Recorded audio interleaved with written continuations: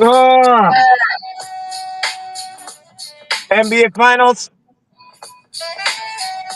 Stanley Cup, football, Mhm. season, minicamp. Now, lots to cover. Good evening. Good evening, good evening, good evening, good evening, good evening, good evening, good evening. Good evening. Facebook, YouTube. Where are you at? Y'all know what time it is. Another barbershop edition of the report. Yeah. Got my two faithful friends, my two brothers from another mother. Yeah, tonight, brothers, how are though? Oh, perfect. Good evening, ladies and gentlemen. We are tonight's entertainment. Doing good watching John Cena come out to Phoenix. Oh, yeah, money in the bank aftermath. Okay, got you. Uh Tonight, y'all know what we will talk about. Then what we're gonna do in the next hour. We're gonna talk about this NBA. We're gonna talk about this NBA final. We got 2 games in. We're gonna talk about that. We got a hockey game going on in the next 3 minutes right now. So we probably will go ahead and talk about that first, since that's about to kick off. And we got an NFL offseason that's a little bit more intriguing than people think will be. Ha! Let's start with the ice. Lone Wolf. Mm-hmm. 2 games in. Goal been decided by one. Overhit. Last 2 games. How are you seeing these 2 games play out? Talk to us.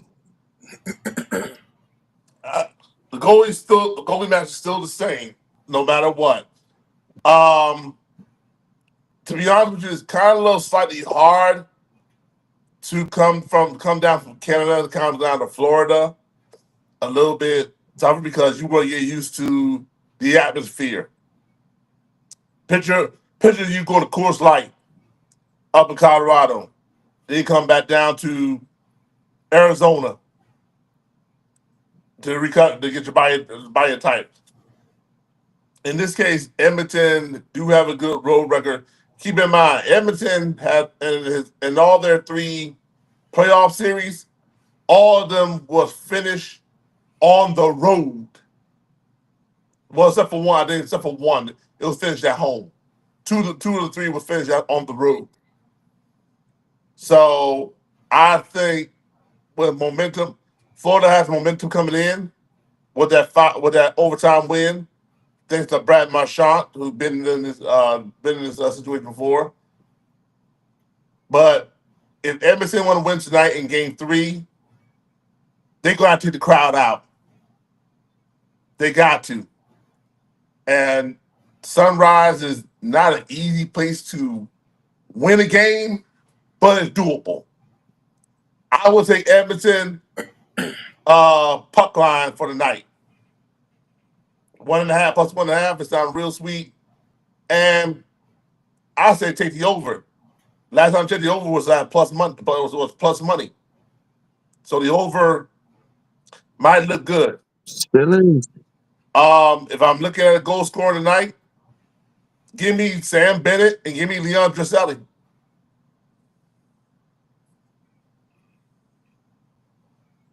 Who you got winning the game? Give me the Oilers to win the game. They need to keep that momentum going. You got a count? 5-4.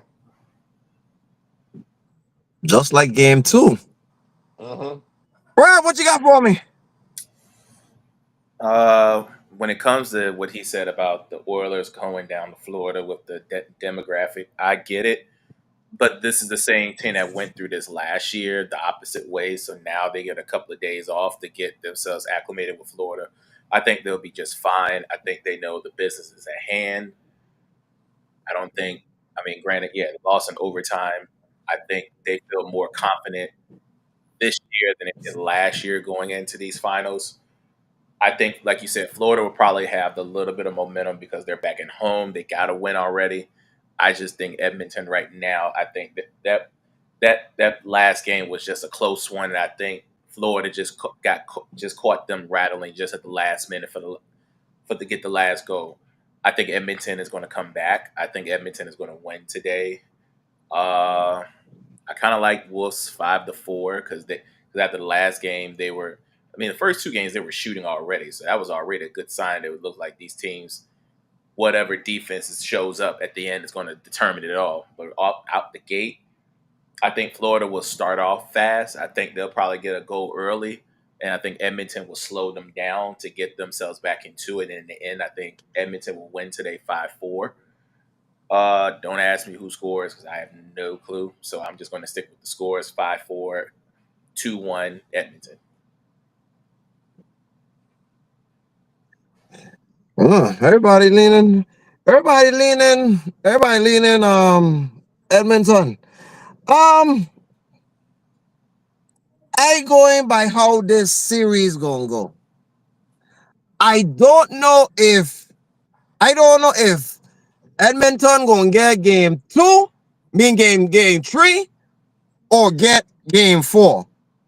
But they get in one of them. But if I had to choose which one I would take, I'll take Florida tonight. And I'll probably take 4-3.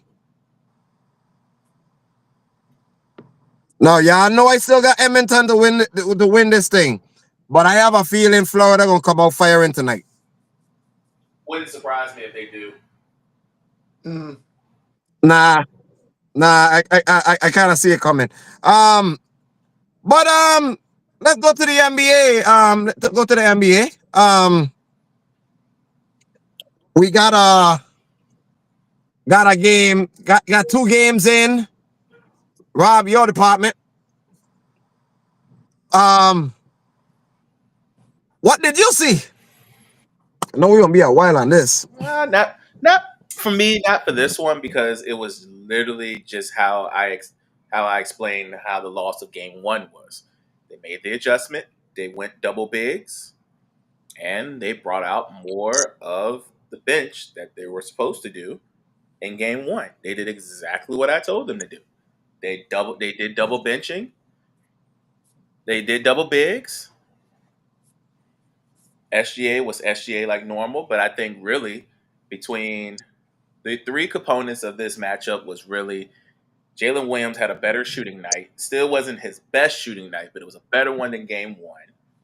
And then the combination of Aaron Wiggins and Alex Caruso. Those were the 2 biggest pieces that really got everything going. I give Carson Wallace credit this time around. He played a lot better defensively. I think they did a whole lot better defending the 3, especially the corner. Those corner 3s killed them in game 1. But this time around, they made up for it by being a better defensive team in game 2 by eliminating the corner 3. One thing Indiana has to do, and I need for Rick Carlisle to have this conversation with this one person, because I know we're probably going to have this conversation with this one person. Tyrese Halliburton, you got to get going early. I know you are a facilitator, and I know your passing is what you do best. But if you've noticed, when you scored 20 or more points this year, you've only lost 3 times. I need for you to start shooting more. Because let's be frank, outside of probably SGA and Jalen Williams, nobody else can guard you on the perimeter. Not like that. You got a float game that's mean as hell. Because every time you float that ball goes in. And then once you get a couple of floaters down, then you go out there and start shooting that 3, and then you get hot. You cannot be having these games. Like, I get it, 12 points last night in the 4th quarter is pretty big, but it looks like it's stat padding at that point because you were already down, and you thought that your engine that you gave in the 4th quarter would get everybody else going. But everybody else got going early. I mean, Naismith had 20 points. That's an anomaly. He really doesn't score that much. Then Pascal ended up with 15, and those 15 really didn't mean nothing because you were just passing the ball too much. Sometimes you got to be the star. You got to be if you say you're a star or you're a superstar in this league. Sometimes you got to learn how to take over. And I get it. This is your first time on this stage, and it's probably SGA's first, and it is SGA's first time on that stage. But SGA has been in this spot more times and been that guy more than you have. So if there's one thing that you learned from game 1 and 2, you go back home. I need for you to be more aggressive than you have been 1 and 2. I get it. The passing will be there. I guarantee you. You will probably get about 6 to 8 assists when you're at home. But that little 8 and 17 spurt, that needs to get up to about at least 25. Because you're the only guy that can get a bucket on his own without even trying. Everybody else has to fight hard to get their bucket. You really don't, because nobody is really expecting you to shoot. So I need for you to shoot. That's all I ask. Because everything else they did last night was not wrong. It was just Hallie just had to shoot more. It's got to shoot more early. You can still do your bombs later on throughout the game because it's needed as well. But probably the second quarter, first quarter, you probably need to get about 6 to 8 points in the first quarter. Because that's the only way you can slow down OKC and how they play defense. But I give OKC a lot of credit. They strategized. They went back to the drawing board. The bigs played more minutes. That's how they won the rebounding battle by 20, like I thought they should the first game. Now the turnovers, it was kind of the similar because they both had the same amount. But for the most part, the biggest things they did was use more of the rotation and got more rebounding from everybody. So kudos to OKC for the adjustment.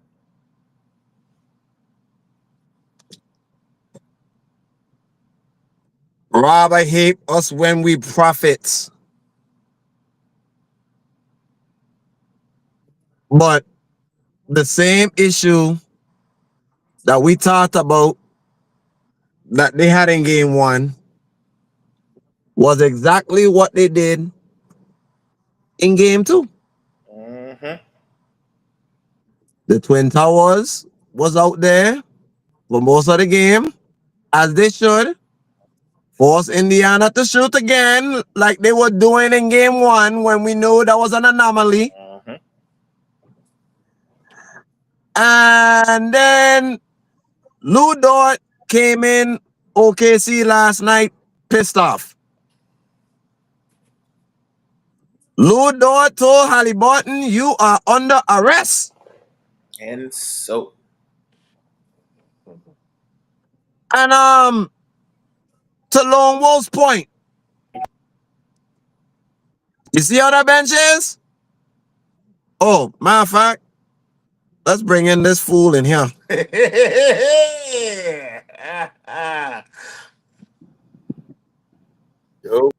You, since you're the only Indiana fan. Good evening, sir. Since you're the only Indiana fan, how the ass whooping felt in game 2?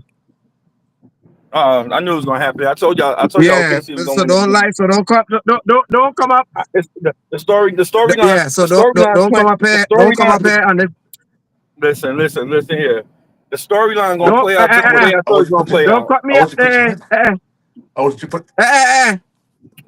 go ahead. Don't go ahead and lie to the American public. You see, you got a Bible right there. You see, you got a Bible right there. Do not lie to the American public. What did you see? Listen. Do not lie to the American public. We don't do this on the Chefrazzi Report. What did you see?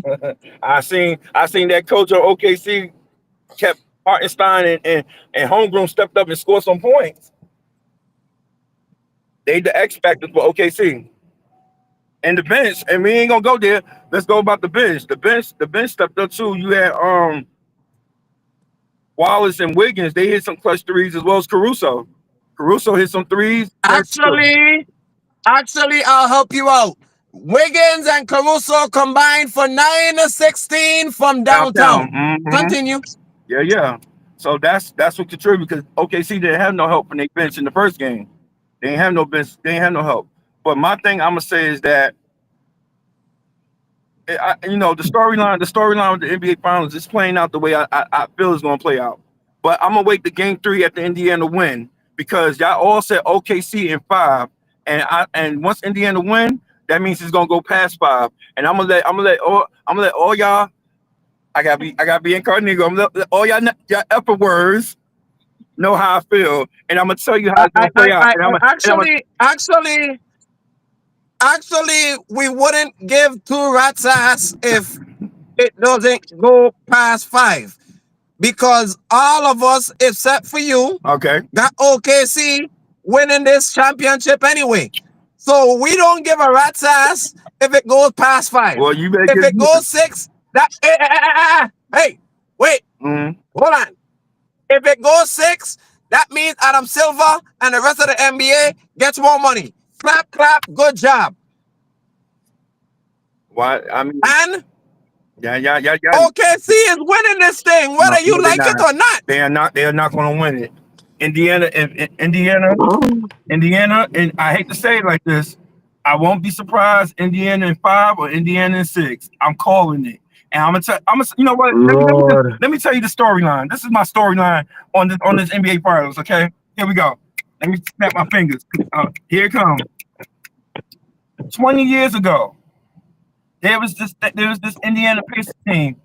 They were 7-2, had the best record in the league, and due to certain mental circumstances, players they had on their team messed up their chances of winning the chip. It's called Malice in the Palace. It's the 20th anniversary of it. When the NBA Finals started, Rick Smits, Jermaine O'Neal, Reggie Miller, they all was signing autographs in front of the field house where Indiana play at. I see Indiana in 5 or 6, and I see out of dedication, I see Reggie Miller, Jermaine O'Neal. These are the main 2 players I felt in the past should have got a ring. Jermaine O'Neal, he definitely should have got a ring. It was messed up. It's not messed up, but shit happens. Steven Jackson got a ring. Metal World Peace got a ring. And he was the main one that started the whole thing. But my whole thing in the matter is I see Reggie Miller and Jermaine O'Neal getting a special ring through the Pacers organization when the Pacers win the chip. You done? Huh? You done? You lucky we live. I was gonna say something. You done? Because what you Okay. just say to me, what you just say to us on this panel is the most asinine It's not bullshit. asinine. It's not And asinine. It's you not had asinine. It's your been 20 soliloquy. years since Malice in the You Palace. had your soliloquy. You had your soliloquy. I asked Oh, you man. done. I asked you done. You say yes. So what you just said to us was the most underrated, underappreciated, asinine, biggity baby back bullshit I ever heard from you. I'm ready to go on to the next subject. Please do. Please go to the next subject. Indiana in 5 or 6. That's all I'm gonna say.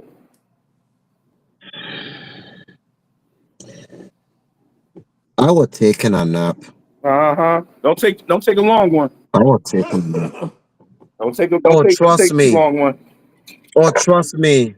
Oh, trust me. I anticipate to take a very long sleep because you're the only Jack and an Ace want to go ahead with this ridiculous soliloquy talking about these Indiana underdog Pacers is gonna win this championship. Lord Jesus, my God in Christ. Bro, All right. they've been Rob, every series they played, they've been the underdogs this year. Did you get that? Oh Lord.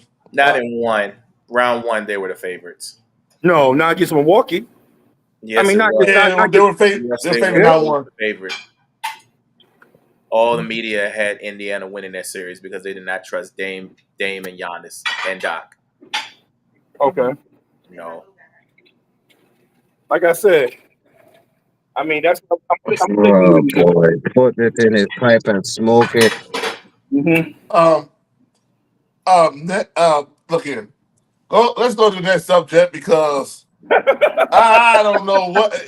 Rob, can we go to the next subject? Whatever. If it's all right with y'all.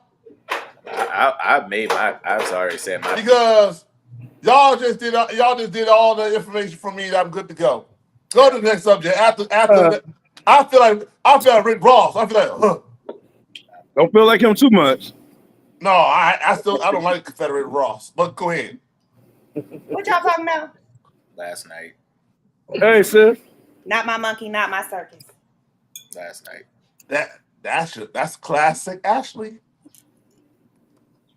You got anything next subject? Can I move Yes, on? you can. Sure. Please. Sure, sir. You hush before I put you in the penalty box. Please, please, shut the fuck up. Whatever. Now, on to serious matters. Aaron Rodgers and the Pittsburgh Steelers, y'all. Okay. I don't want to hear nothing about this guy, but continue. For this one? Yep. We got a 1 year. 13. Rob, pick it off, buddy. Have a good one. I'm gonna say Aaron Rodgers, the Pittsburgh Steelers, kick it off. Yep. 1 year, 13.5 mil. Can get it up to 19 with incentives. Doesn't mean anything for me. It really don't. Hey, what's up, man? Let me get 10 on pump. Doesn't mean nothing to me. Yeah. No, I'm just saying it don't mean nothing to me because I feel like the Steelers are going to be exactly where I had them at, even without Aaron Rodgers. Either third or fourth in the league, in the division, unless, like I said, unless Cincinnati just has a crumble. But no. Now, if they'd have kept Pickens along with everything they had, you might have a conversation and them probably being second. I still maybe squeak them in because I think somebody in the AFC is going to do something stupid to make Pittsburgh gets in. But for the most part, they're going to be outside looking in all year long. And one team might have a dumb incident and pushes them through. But even if they get through, they're going to be a first-round knockout, just like they've always been for the last 5 years. Mm-hmm. Nothing's going to change about Pittsburgh, except for the fact that you get Aaron Rodgers' last stop in Pittsburgh, so where he can go wherever he wants to go and just retire and just live underneath the sun. Because at this point, I'm just tired of him playing football. I've enjoyed the years when I have seen him. I enjoy his greatness. I enjoy his height. I'm enjoying his fall. And I'm just ready for him to go sit down. It's time for me. Like Will Howard deserved. I think Will Howard is their quarterback of the future, and I just think they're just going to give him a year off to sit and just wait. Because, to be honest, if I was Will Howard for this year, he shouldn't be playing anyway. I know he's got Pickens. I know he's got Freiermuth. But what else do you have? George went somewhere else. No, DK Metcalf. Oh, yeah, DK. Yeah, you got DK Metcalf. DK Metcalf in there. And you got Freiermuth. But what else do you have? Except for a semi good offensive line and a semi good running back who's now going to be taking all duties of being a 3-down running back, and he hasn't been a 3-down running back. Well, Rob, I always sit there and say, every next man got to step up. You got Jalen Warren still there, I think. I think Jalen Warren still there as the running back. That's what I said. Who's going to take over the 3-down back now? They got three key players on their team that Aaron Rodgers could use. And that's Jalen Warren, DK Metcalf, and what's that tight end? Freiermuth. Yeah. Defense. I think Pittsburgh's still going to be decent because one thing about Pittsburgh, they always have a defense. And that's starting to get old. That's it. Let me get this out the way. And Rob, you know how I feel about Aaron Rodgers. Yep. Man, I do. Man, you are going in the same situation you were in with New York Jets. The only difference is the offensive line is a little more tweaked, a little bit better, but not better. You have a big receiver. You have a big receiver in DK Metcalf. and you have a subpar liable defense. Now, keep in mind, this man is almost 42 years of age. He'll be 42 in December. Oh boy. Keep in mind, and that defense of theirs is getting old. Most of that front line and Mika is like in their 30s. This is gonna be Cam Hayward's last year as a member of the Pittsburgh Steelers. and maybe TJ Watt maybe last year at Pittsburgh Steelers too. So bear in mind, let's face it, in that division, the AFC North, the Steelers are running the oldest teams in that division. They're the oldest. And they still a problem. They're not a problem because guess what? Baltimore's getting a little bit younger. Cleveland's already young. And Cincinnati is going to be in the prime if they get that offensive line fixed. I got something to say. It don't matter about age. You talking about the youth. No doubt. No doubt. Pittsburgh has an old team. Pittsburgh has an old team. There is no more Tom Brady. No. Pittsburgh might be an old team. That Tom Brady's the only one they're going to find Father Time. Wait, hold on. I have to get up for that. Wait a minute. Whoa. Yeah, get up for that because. Whoa.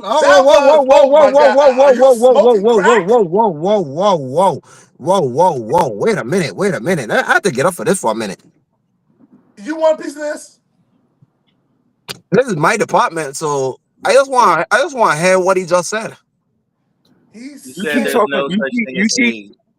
No. Hold on. My two brothers, hold up a second. Can't get right. Repeat what you said.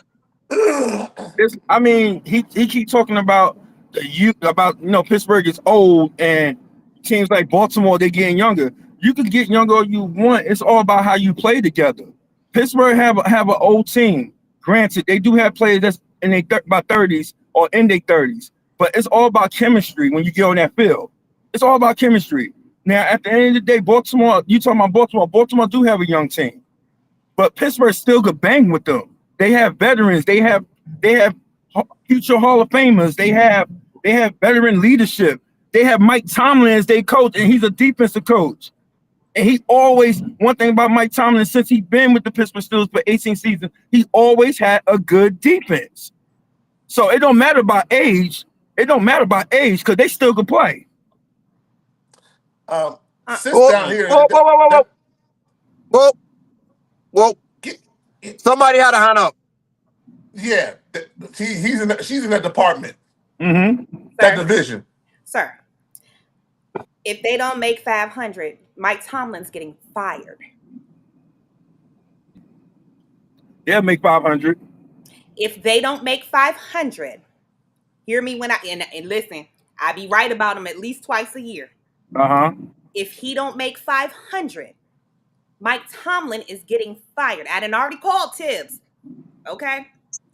If Mike Tomlin don't make 500 this year, he's getting freaking fired. He made 500 in all 18 of his season. He has a winning record. Aaron Rodgers has been a freaking. I understand about Aaron Rodgers, but he has been the reason why the coaches have been on the chopping block. That's true. I agree. I agree to that.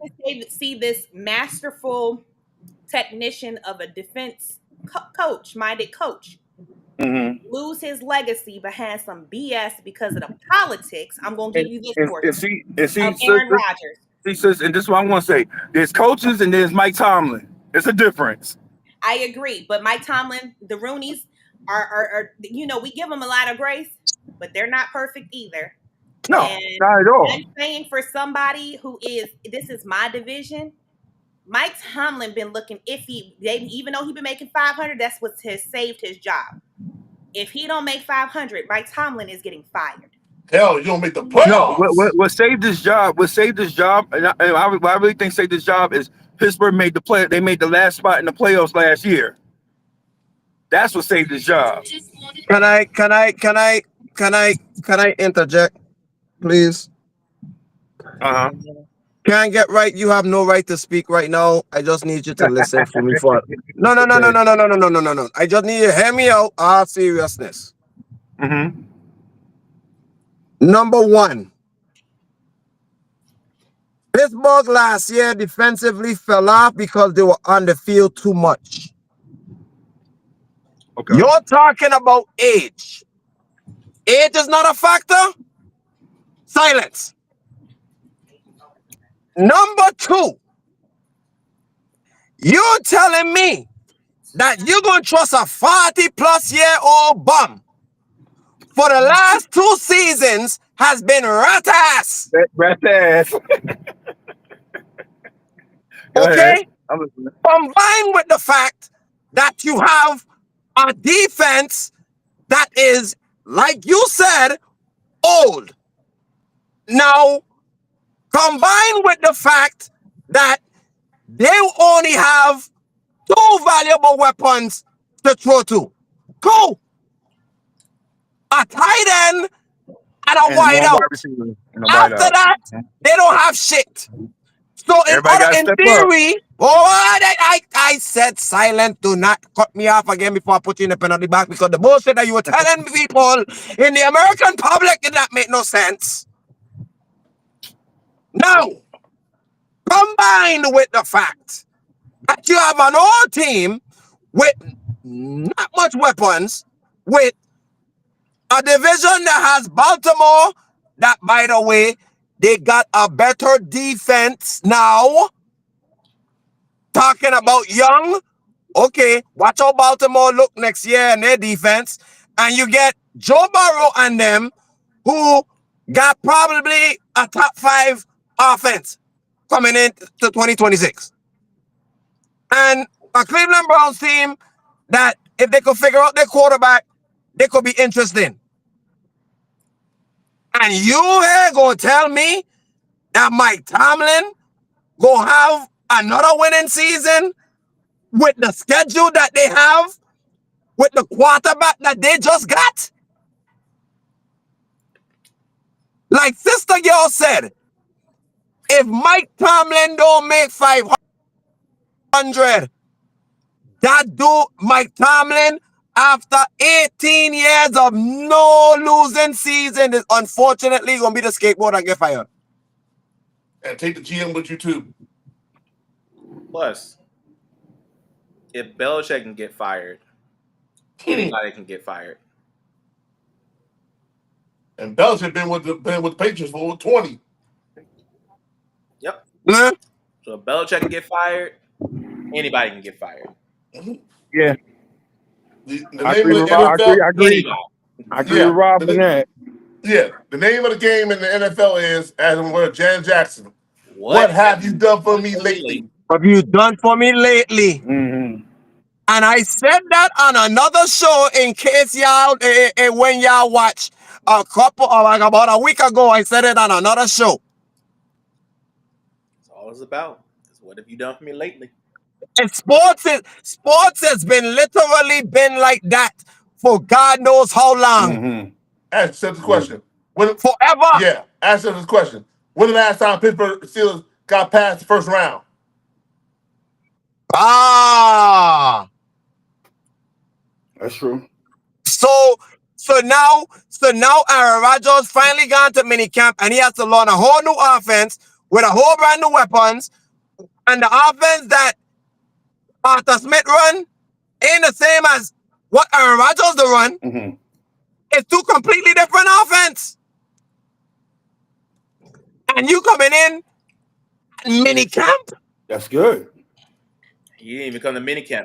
That's good. Minicamp is over. He should have been there, my boy. As a matter of fact, I'll take a step further. He shouldn't have been in the damn building, because the Pittsburgh Steelers should have got Shedeur Sanders.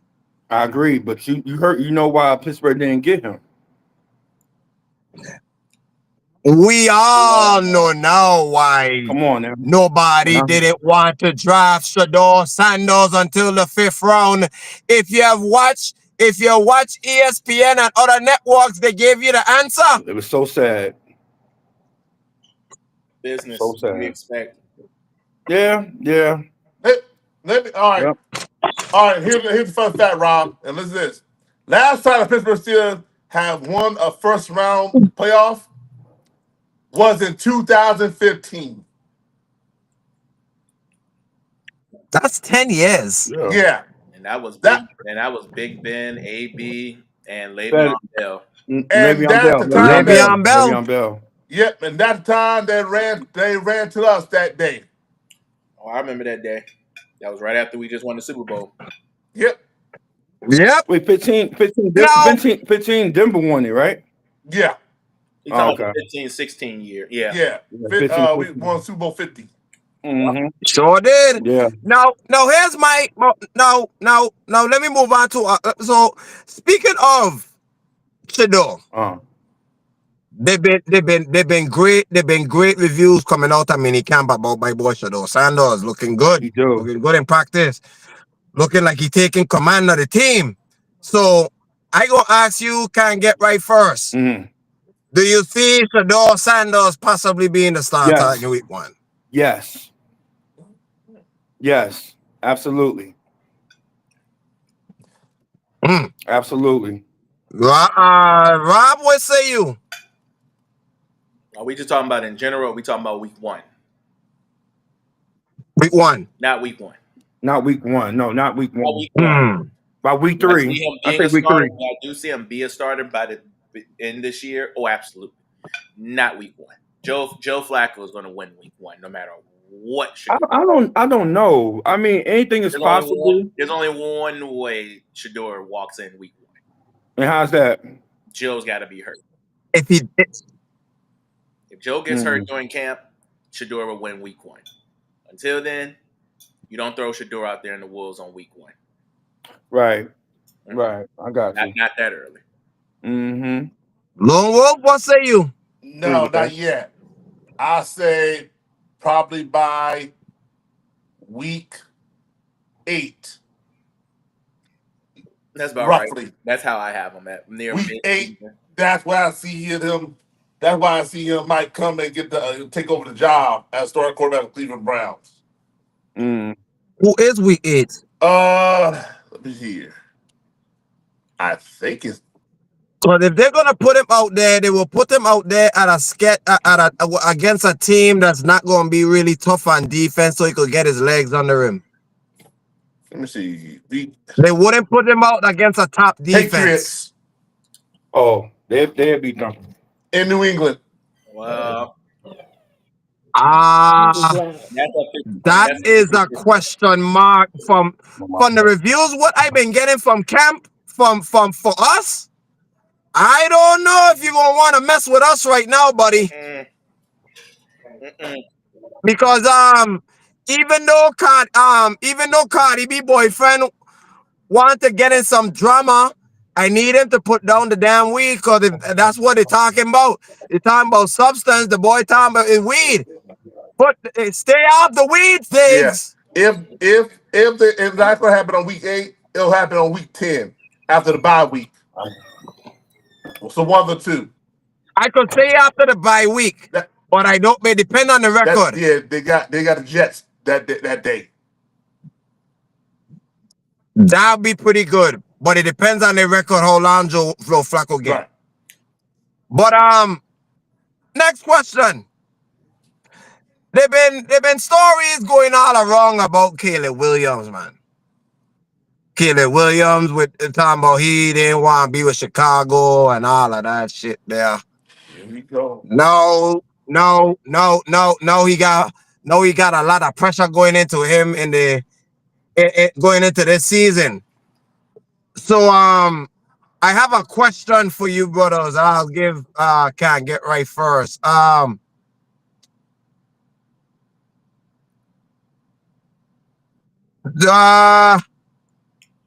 Does Caleb Williams take the sophomore jump? You said good. Or yeah, I'm listening. Do you think Caleb Williams will make that sophomore jump? New offense, new scheme. New offense, new scheme.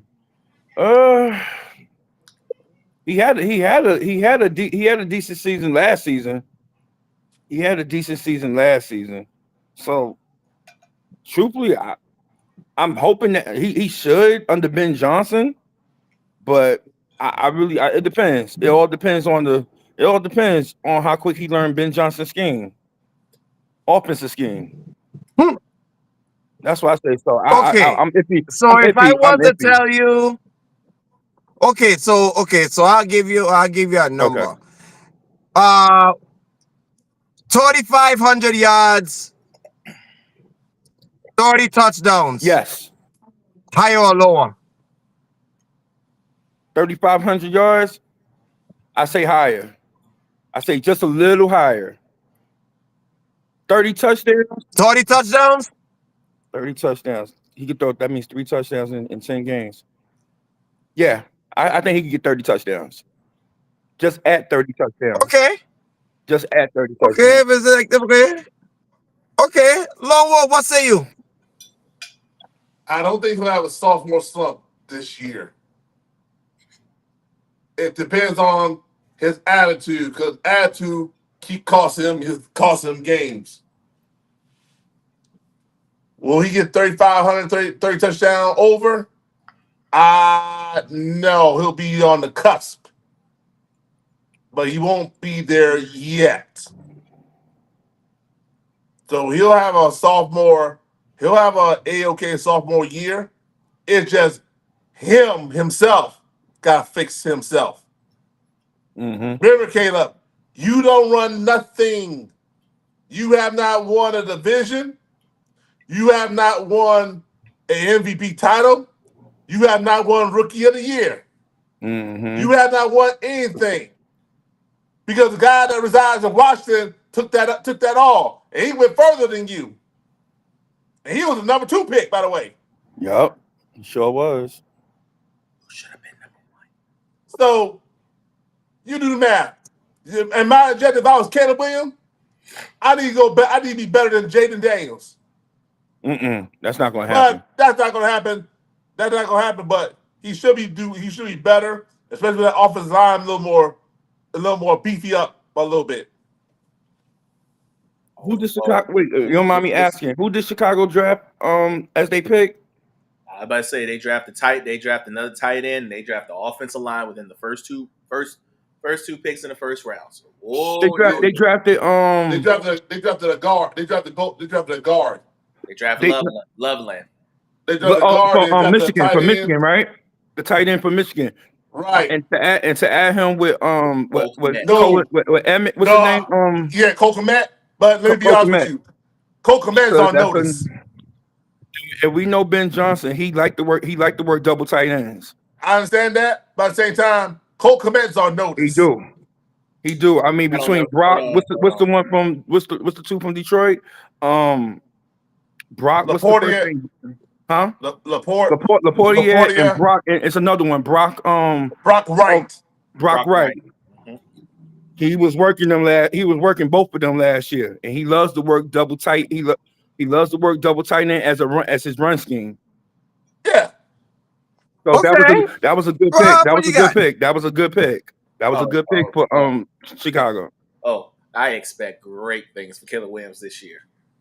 Keyword: great, not good. Great. Mm-hmm. Why do I expect that? Like you just said, they picked up a guard. They picked up another tight end. Now we got 2 double tight ends with 2 running backs.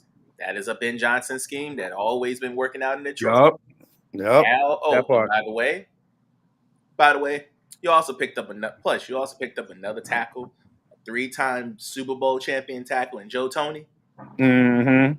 Now we got that into play with everything else they've got on the offensive line. Left guard. Yeah, you got left and right already. They got 3 good wide receivers too. Yeah. Mm-hmm. Already talked. You could have did that. This is me. Okay. I already know they got 2 good wide receivers. Plus the defense has gotten a lot better. And Caleb actually played well the second half of the season than the first half of the season because they opened up the offense a little bit more for him. I expect Ben Johnson to keep going by opening up the playbook and actually throwing some plays that he actually liked when he was in USC. Just like all the rest of these coaches, when they get young quarterbacks, They find plays when they did in college and throw it at them and try and see if it works in the NFL. I think that was it's. I keep telling these people, it's very simple to coach a quarterback that came from college. Run similar plays that they did that they like. That they like in college. You drafted him high, so obviously there are things about him in college that you like. So put some schemes in there that he likes. Throw some ones that you like. Mesh the two. Figure it out from there. The only thing that can happen is the fact that he either gets better, which means you develop more around him, which we all saw he did, because his turnovers were less in the second half than it was the first, because they developed a scheme around him, which was 2 running backs. They tried to do double tight ends, but their second tight end was not like Cole Kmet. Cole Kmet is more of a blocking tight end than he is of a catching tight end. That's where Loveland comes in. Loveland is more of a receiving tight end than a blocking. Balance. He's balanced. So that's where you're going to find the balance at. And wherever side you're going to be on to try to go, you better not be on Joe Tony's side to try to get over, because Joe Tony is going to whop you to the floor like an all pro guard that he is. So now it's up to Caleb. Right. There's weapons all around you now, even more weapons all around you. You have an offensive guru with an offensive, really, let's just be frank, offensive coaching all around the board. Yeah. Remember the only thing that can ruin the Bears season is Caleb Williams itself. There's no point on Ben Johnson, because this is his first time being a head coach. Right. Ben, we'll have discussions about him, but we're not going to look at him. We're not going to look at the offensive line, because the offensive line is still fairly new, even though they have, like you said, veteran leadership. We're not even going to look at weapons. The first person we're going to gun to is the one that wears 13, who wears 18. That will be the one that we gun to first. Because your counterpart, like you said, your counterpart in Washington did something that no other rookie has ever done before. Made it to the You made and was a few plays away from making it to the big Super Bowl. So the crazy thing is, people have him even right now. If I'm not mistaken, I believe the betting favorites for Jaden Daniels is in top 10 for MVP. I agree. So we already agree. That's already established in itself. I definitely agree. You got to get you. My goal for Caleb for this year is to get to the table. Because right now you're in the kids' table. You're with Travis Hunt and them, still trying to figure it out. I need you to get out that table and get to the big boys' table. Because by year 2, in a brand new system, you still got Swift, you still got Johnson. You should be running it more, and then throwing more play actions for you and oh gosh, big receiver. God, I can't think of his name. DJ Moore, Allen or Romeo. You talking about Romeo? Romeo and the other one. DJ Moore. Damn the two. They should They should both be 1,000 yards receiving this year. I agree. They should be both 1,000 yards receiving this year. I agree. If Caleb, like you said, it's all on Caleb Williams. So to answer the question, Ali, originally, Caleb, everything goes up. Everything is over for him. If it don't, they're gonna be looking at him. He got a big mouth. He got a big mouth, and this is what happened.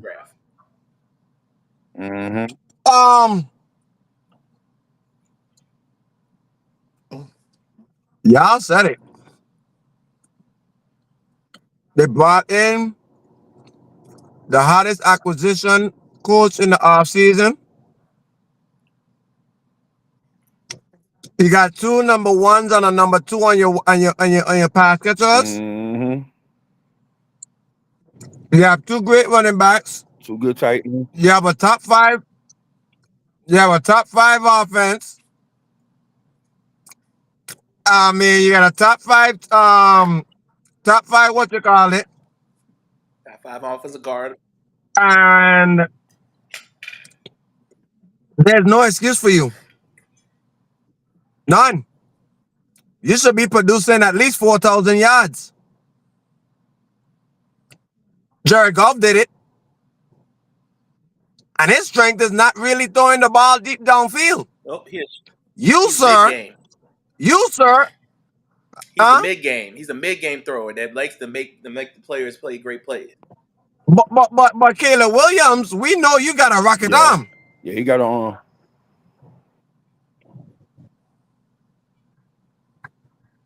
Yep. So it's all about adaptation. It's all about his adaptation with Ben Johnson. That's what I say. Yeah. You got there's no excuse for Caleb Williams. You got the number one offensive coordinator of last year as your head coach. So with his scheme, you should be producing. You should definitely be producing. There's no excuse. I got No excuse. That man helped the team already. He got some linemen and he got another tight end to go with Cole Kmet. I got one for y'all.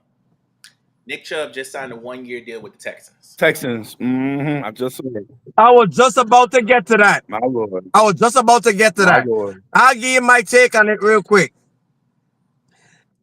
The Houston Texans is now more of a problem now, y'all. Yeah. Think about it. Think about it. Yeah. I know Nick Chubb is coming off of 2 ACLs. But listen to me. Have y'all seen his workout? Yes. Freaking nature. Don't say anything else. AFC South, you might as well give it to Houston right now because you're not winning. There ain't nobody winning that division right now. No. Don't tell me Tennessee. Don't tell me Tennessee. Tennessee ain't ready yet. Tennessee ain't ready yet. Tennessee ain't ready. No. Tennessee's not ready yet because they have problems on offense, especially offensive line. The only team that gives Houston problems, and it's 2 teams in that division, in that South division, that gives Houston problems, and it's Indy and it's Jacksonville. For some reason, Indy about to start Daniel Jones because Anthony Richardson got a setback with his arm. So Indy ain't gonna do good this year. Let me break this down to you. Indy, no. Jacksonville, it depends on Trevor Lawrence. No, it depends on that line. Yes, it does. It depends on Trevor Lawrence. Yes, it is. This is a make or break year. This is a make or break year for Sunshine. This depends on Trevor Lawrence. Okay. All right, let's review. You know how much time we've been giving this man pass of trying to be that franchise quarterback, that number 1 pick as promised. It's been 6 years. 6. Almost 6. 6 years. Okay. This will be year 6 for him. Yep. So but he just got that big like the time is running out. The time is running out for that kid. He just got that contract, that big contract 2 years ago, right? And yeah. Mm-hmm. Yeah. Oh, guess what, buddy? You went through 2 head coaches. You went. How y'all doing? Hello, how y'all doing? You went through a horrible one in the beginning, which I gave you grace on that one. But then you turn around, you had Doug Peterson, Super Bowl head winning coach. That's a quarterback guru, and you screwed that up. Now you're going to get the offensive coordinator for the Tampa Bay Bucks, who was a genius for Baker Mayfield and revived his career. You screw that up, they're not going to get rid of the coach. They're getting rid of you. And you got Brian Thomas Jr. and Travis Hunter now. Yeah. You got both heads, and was it Bigsby? Found out that was their real running back. You got Bigsby. Bigsby did great in the second half of the season. And the defense actually got better the second half of the season. So when you combine all that with Trevor Lawrence and his interception pros, it's gonna be a problem. All on Trevor this year. You got to step up and you got to beat the team in your division, because the fact that you couldn't beat the Tennessee Titans with Mason Rudolph, right? You're right. That's a problem. And they had Mason Rudolph, and y'all both went pick for pick that day. It was just the fact that they literally just ran the ball on y'all. Tony Pollard beat them. But that's a problem. But you know what? I'm looking at Tennessee as that problem team in that South as well. And I know they're young, but I know they're young and Cam Ward, this is his first year, but I don't know, man. Tennessee do got a nice squad. They got My good. problem. They got three good. They got three good wide receivers. They got a decent running back in Tony Pollard. They got a tight end. They got a decent defense. Here's my my problem. I was Okay. gonna say, I Here's my problem with that. That offensive line is abysmal. They can't block. They can't block a fart in the wind. can't. They can't. Now your Wait, what's the line? They four. can't block a what? He can't block a fart in the wind. The guy about to fart in the wind, bro. You hear what he said? He ain't got to repeat himself. Yeah, but yes, Titans do have a good secondary. Yes, they do have a good secondary. Linebackers is iffy. No. Yeah, linebackers will be iffy. These ain't the look. You gotta understand. The linebackers that they had when Derrick Henry was there are gone. Oh Right. Only don't they still got Landry? No, Landry gone. Oh, Landry retired. oh, Bye-bye. Oh wow. yeah. The only one they got left is that D tackle that they have. Oh, and Simmons.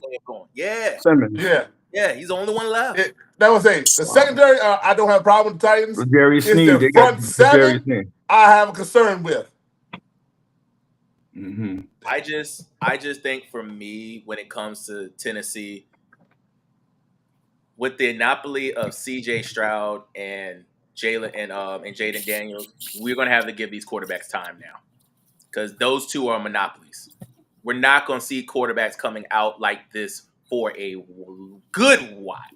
Right. These were two diamonds in the rough that just came at the right time and had the right time. You're not gonna find this in a while. So with guys like Cam Ward, with guys like Jackson Dart, Shador, Will Howard, Jalen Milroe, all these quarterbacks that came out that's probably going to supposed to be making an impact. I have one word for you, and it's an Aaron Rodgers term. Relax. Relax. They're not going to come out the gate just like they did. They're not going to come out firing like they did. Relax. Take the time to develop a quarterback. Because the one thing the Bears have not done in over 50 years is develop a quarterback. Now you got one. Develop him. Let him learn. Let him make his mistakes, but also let him grow. Because if you do that, you have a star. That's all I got. Go Texans. Great job on the pick. My question. I don't see. I'm gonna cut you off. My thing I say about Nick Chubb. I like Nick Chubb as a good running back and stuff. But which Nick Chubb are we going to get? You understand what I mean? I mean, like you said, he came off 2 ACLs on both legs, and that's a hard surgery and stuff to come off and try to be productive again. You know what I'm saying? I like Nick Chubb, and for him to go to the Texans, that was a bigger because they do have a good line. But my whole thing I ask is the thing I asked for this season about Nick Chubb is which Nick Chubb we gonna get? We gonna get the one that came when he was a rookie and the first 3 years he gave over 1,000 yards rushing, or we gonna get the Nick Chubb of old who like probably by week 3, week 4 don't be well conditioned. Even though I've seen his workouts, but not well conditioned. Or next thing you know, he get popped in that leg. Next thing you know, guess what? Another torn ACL, and he's out for the season again. You understand what I'm saying? Here's what I will. Go ahead. Go ahead. Go ahead. I'm gonna tell you this. You know the difference between what's the difference between Houston and Cleveland we went to? What's the difference? Cleveland didn't have a line. 2 words. There's your answer. And 2 words. Joe Mixon. There's your answer right there. Line. And I will close with this.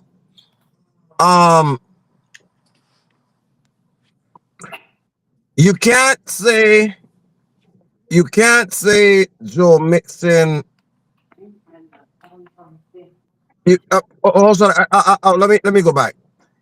You can't say that Nick Chubb has to be the number one because he's not the number one.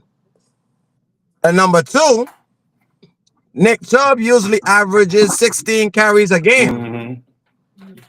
In this offense, he won't even have to run 16 I say 10 plays. times. He'll run by You 10. just need him to be effective about 8 to 10 times. Yeah. And you know what? Those 8 to 10 times it's gonna be all he needs. Goal line situation. You think goal line? I think no. I think tough yards. I think 31. I think that 31, like 31, 32. What do you think Rob trying to tell you? Okay. Goal line. Okay. Goal line situation. You right. You right. If I need a first down, run his ass. Run his ass right. Look. Run his ass right in the gut. Look, I might be crazy enough. I might even pick him if it goes the way it goes, what I think it is. He might lead the league in touchdowns because you're gonna need him for goal line situations, and that's how Detroit did it. Detroit used the goal line situation on one time in one quarter, one time another quarter, and both of them got 10 touchdowns off of it. I think he'd be in the top 10, but we're not gonna go. We're not gonna sit there and leave out Saquon and Derrick Henry. I said lead the league in touchdowns. I didn't say yards. I'm talking about touchdowns. Lead the league in touchdowns. Yes. Lead the league in touchdowns. Okay. No. Glad we got to cover all that in an hour. But as we go into next week, NBA Finals will probably still be going on. It might not. We'll see. Stanley Cup players might go on still. We'll see. We had an NFL season continuing, so we'll see what other news got coming on. But I hope everybody just came on here and enjoyed itself and be on here for the hour that you've been up here with the brothers. Y'all, everybody, y'all have a blessed week. Oh, by the way, this month is mental health awareness month. So please look out for your brothers, contact your families, make sure everybody is all right. If they need someone to talk to, don't be afraid to give them to be there for them. We don't need suicides and all that stuff going on. You see what's going on in LA already, and I'll just rest at that. Until then, that part. Until then, can't get right. Rob, my best friend to the end, old lone wolf, and it's yours truly. Love, peace, and unity. Y'all have a blessed week. We out. Peace.